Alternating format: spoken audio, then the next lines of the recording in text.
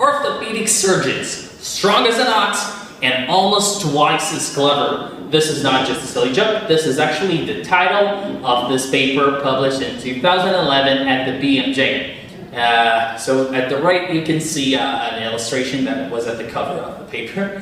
This was a multi-center prospective comparative study that was conducted by orthopedic surgeons. So today I will go over the introduction, study design, results, and validity of the findings. So without further ado, if you're in the medical field, or if you're not really, you might have heard of the stereotypes that we currently associate with orthopedic surgeons. And they're, mostly described as being very strong, but not really in the high end of the IQ spectrum of medicine.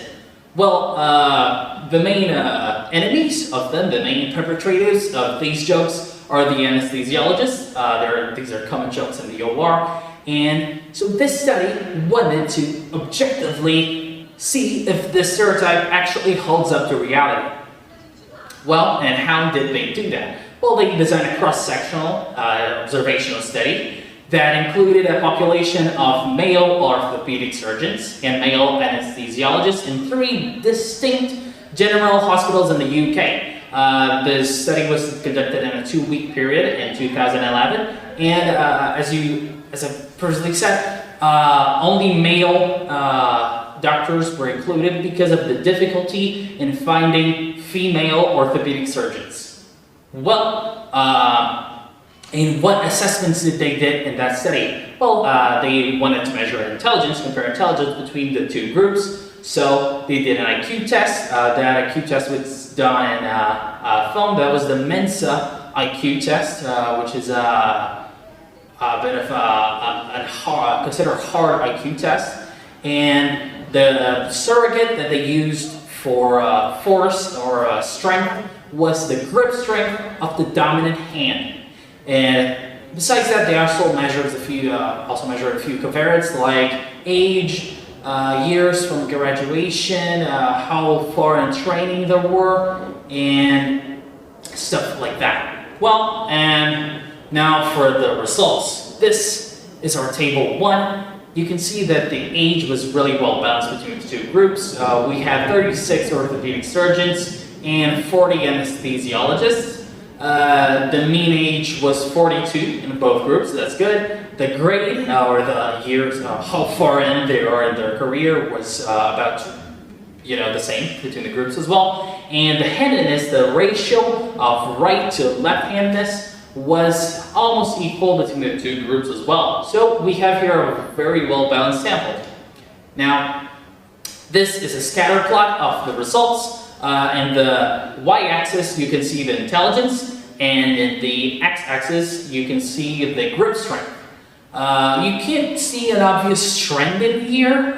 This will be better analyzed by other graphs that I'll show shortly. But right now, you can see a few outliers, like this extremely stereotypical orthopedic surgeon, who's the strongest and also one of the ones with the lower IQ score.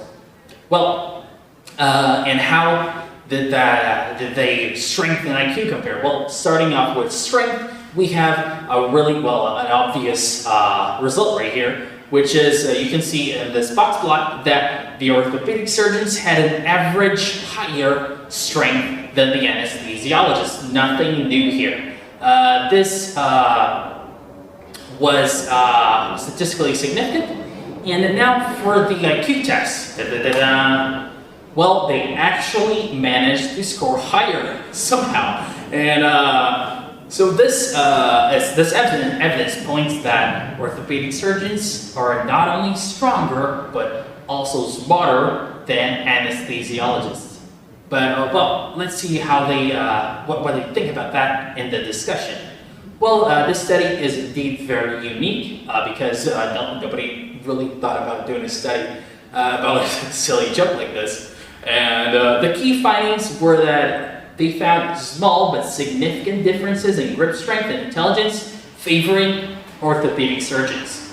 The IQ score overall were lower than expected for the medical profession, that's how they put it, and it was around the the average, global average, was around 95, and the authors largely attributed this to the harder Mensa test.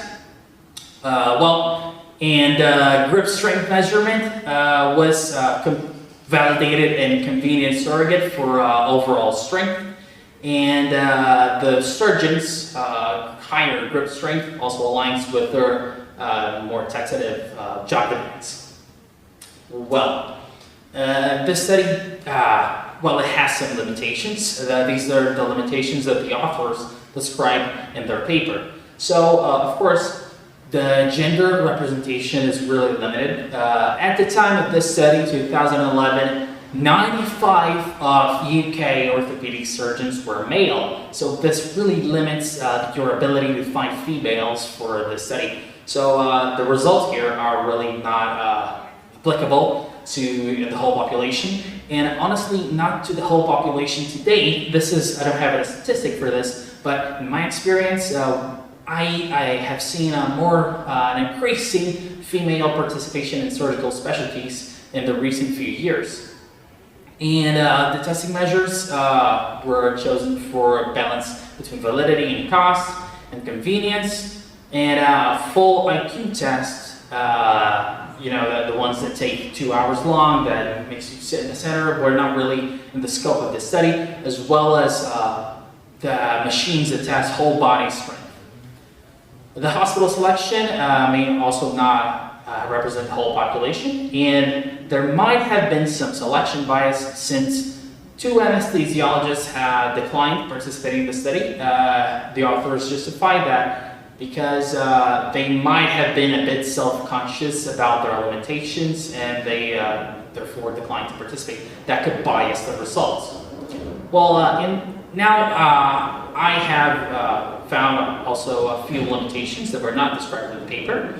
And first of all, let's start with competitiveness in the field.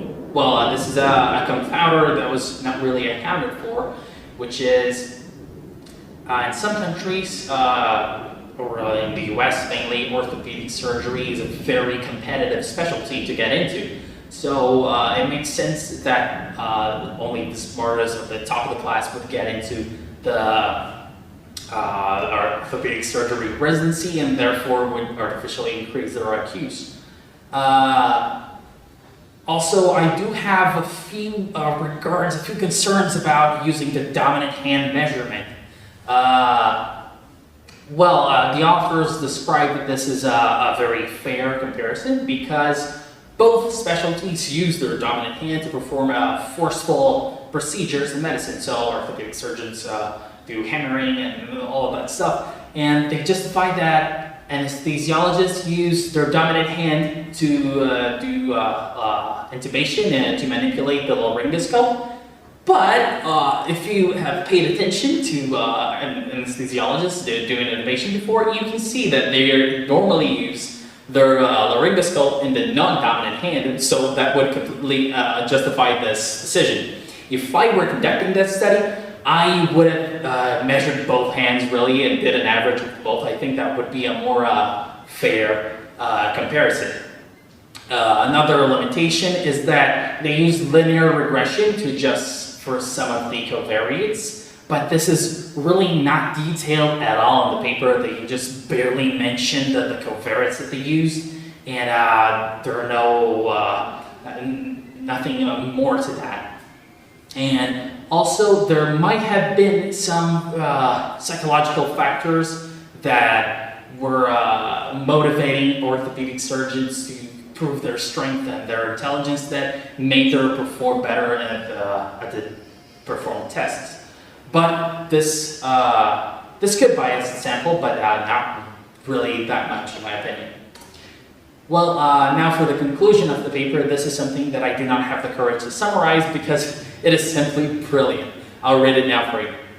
The stereotypical image of a male orthopedic surgeon as strong but stupid is unjustified in comparison with the male anesthetist counterparts. The comedic repertoire of the average anesthetist needs to be revised in light of these data. However, we would recommend caution in making fun of orthopedic surgeons, as unwary anesthetists may find themselves on the receiving end of a sharp and quick-witted retort from the intellectually sharp of friends, or may be greeted with a crushing handshake at the next encounter. Well, this is all I've had for you today, and thank you so much for watching. I'll see you in the next one.